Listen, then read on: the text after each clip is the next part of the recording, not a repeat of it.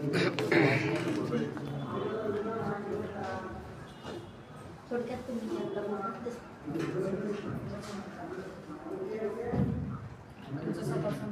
मी Sachin Pawar, Ashtavinayak finance company पुण्यात पुढे गेला 270 IT इंजिनियर्स आणि 300 करोडचा कमीत कमी होता.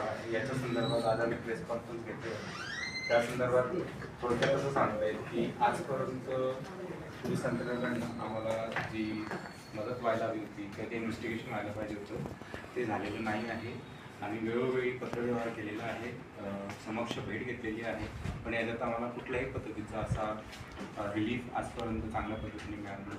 बँका आमच्यावरती खूप कठोर कारवाई करत आहेत.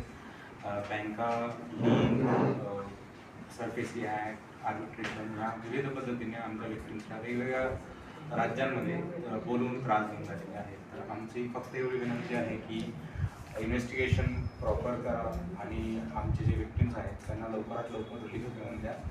आणि जे इन्व्हेस्टिगेशन कोर्टाकडनं ऑर्डर करण्यात आले की फॉरेन्सिक ऑडिट व्हायला पाहिजे, प्रॉपर्टी सीज व्हायला पाहिजे, ह्या सगळ्या गोष्टींमध्ये पोलीस यंत्रणेकडनं मदत मिळायला हवी होती, पण ती आजपर्यंत मिळाली नाही आहे.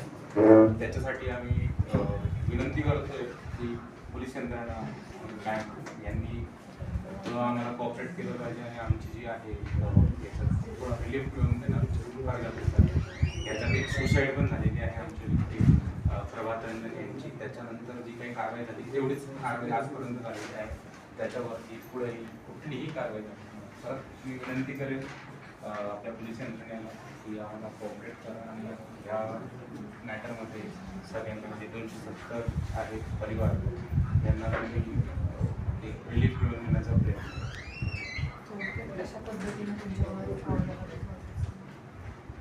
बघा, जी अष्टविनायक आहे त्यांचं आणि बँकेचं जे संगनमत होतं त्या अनुषंगाने जर बघायला गेलं तर एक्सपेडायटेड प्रोसेसमध्ये लोकांची जे प्रोफाईल आहे ते यूज करून बँकांनी मल्टी फंडिंग करून हा घोटाळा करण्याचा प्रयत्न केलेला आहे.